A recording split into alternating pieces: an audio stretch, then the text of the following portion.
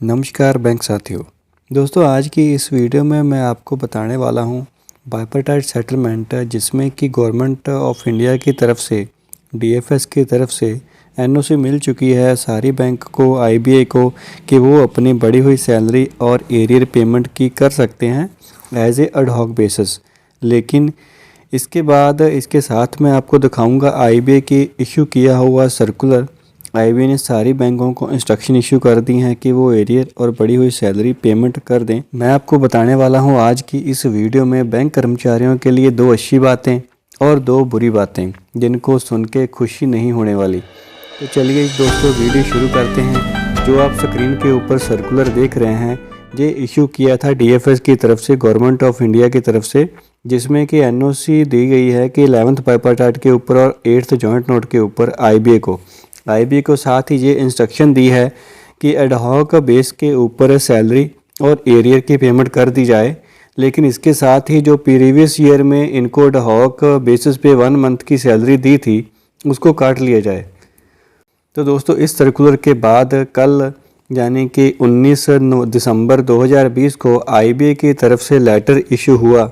सारी इंस्ट्रक्शन कर दी गई कि वो गवर्नमेंट ऑफ इंडिया से एनओसी आने के बाद हमें मिल चुका है एनओसी, और अब वो डीएफएस की में जैसे डीएफएस ने अपने लेटर में इंस्ट्रक्शन दी है कि पब्लिक सेक्टर बैंक पे कर सकती हैं एडहॉक बेस के ऊपर arrear and revise salary and other allowance जो भी इफेक्टिव हैं 11th बाइपर्टाइट और 8th जॉइंट नोट में। इसके साथ ही जो कर्मचारी 1 नवंबर 2017 से रिटायर हो चुके हैं बैंक की सर्विस से, उनको रिवाइज पेंशन पेमेंट भी कर दी जाए। और साथ ही ये इंस्ट्रक्शन दी हैं कि एडहॉक बेस के ऊपर जो पहले सैलरी की पेमेंट की थी 1 मंथ के लिए, जो अमाउंट पेमेंट कर दी थी उसको काट के बाकी की अमाउंट पेमेंट कर दी जाए। और ये तो थी दोस्तों बैंक कर्मचारियों के लिए खुशी की बात। 2 खुशी की बातें ये हैं, एक तो बैंक कर्मचारियों को उनको एरियर मिल रहा है और उनकी बढ़ी हुई सैलरी मिल रही है। दूसरी ये कि 2 कर्मचारी 1/11/2017 से रिटायर हो चुके हैं, उनको बढ़ी हुई सैलरी के साथ पेंशन भी, रिवाइजमेंट पेंशन मिलने वाली है। इसके बाद आता है दोस्तों पैराग्राफ 3। पैराग्राफ में ये महत्वपूर्ण बात ये है जो मैंने आपको बताई कि खुशी नहीं होगी आपको सुन के। फर्स्ट ऑफ ऑल क्या है कि फैमिली पेंशन जो कि आईबीए ने प्रपोजल किया था कि वो 30% के ऊपर बढ़ोतरी करेंगे, और 30% के ऊपर जॉइंट नोट में और 11th बाइपर्टाइट में ये समझौता हो चुका है बैंक कर्मचारियों, यूएफएबी को एंड आईबीए के बीच में कि 30% की फैमिली पेंशन की बढ़ोतरी होगी। लेकिन एनओसी में ऐसा कुछ भी अब लिखा नहीं हुआ। गवर्नमेंट ऑफ इंडिया डीएफएस की तरफ से आईबीए से कुछ और डिटेल जानकारी मांगी है इसके ऊपर, और इसी के साथ जो 14% बैंक कर्मचारियों का कंट्रीब्यूशन था एम्प्लॉयर की तरफ से, उसको भी अभी हरी झंडी नहीं मिली, उसको भी अभी होल्ड पे रखा है। और आईबीए की तरफ से कुछ और डॉक्यूमेंट सबमिट करने बाकी हैं डीएफएस को, इसके बाद ही इन दोनों के ऊपर कोई डिसीजन आएगा। और ये 2 बातें थी जिसको सुन के बैंक कर्मचारियों को जाहिर है कि खुशी तो नहीं हुई होगी। एक तो फैमिली पेंशन की बढ़ोतरी अभी होल्ड पे है, और दूसरी बैंक एम्प्लॉयर की तरफ से जो एनपीएस में 14% का कंट्रीब्यूशन होना था वो भी अभी होल्ड के ऊपर है।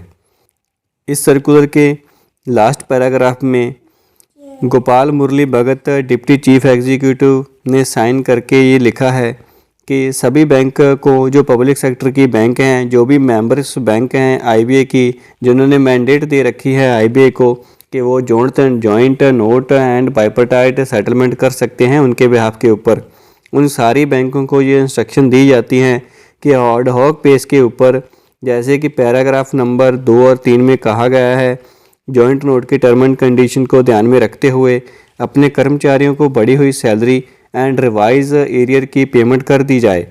दोस्तों अब ये बात आती है कि जो एरियर की पेमेंट और बढ़ी हुई सैलरी की पेमेंट कब होगी। दोस्तों इस क्वेश्चन के बाद हमारी चैनल की तरफ से ये आंसर है कि दोस्तों अगर तो 31 दिसंबर से पहले इस दिसंबर महीने की रिवाइज सैलरी कर्मचारियों को मिलती है तो इसके साथ उनको मिलेगा क्रिसमस के दौरान 5 पी लिव इनकैशमेंट का तोहफा। अगर ये नहीं होता तो ये इनका लैप्स हो जाएगा। इसके बाद दोस्तों एरियर, अगर मान लीजिए कि अगर सारी बैंकों ने जो पहले से तैयारी कर रखी है 24 दिसंबर 2020 तक रिवाइज सैलरी जो दिसंबर महीने की रिवाइज 11th बाइपार्टाइट के अनुसार पेमेंट कर देते हैं, और उसके बाद कम से कम उनको 3 वीक लगेंगे, 3 हफ्ते लगेंगे एरियर पेमेंट करने में। इसके बाद अगर दोस्तों 11th बाइपार्टाइट के अनुसार बढ़ी हुई salary and arrear 11th bipartite के अनुसार बढ़ी हुई सैलरी का जो एरियर बनता है बैंक कर्मचारियों का, वो दिसंबर महीने तक 31 दिसंबर 2020 को पेमेंट कर देते हैं। और इसके बाद जो इफेक्टिव मंथली सैलरी की इम्प्लीमेंटेशन होगी वो होगा जनवरी 2021 से। इस तरह की न्यूज़ जो कि बैंक बोर्ड्स के सामने आ रही हैं, इस तरह मेरे ख्याल से तो बैंकों ने ये डिसाइड कर रखा है। अगर तो सारी बैंक कर्मचारी देख रहे हैं कि हमारे एचआरएम्स में कब तक नई सैलरी आती है।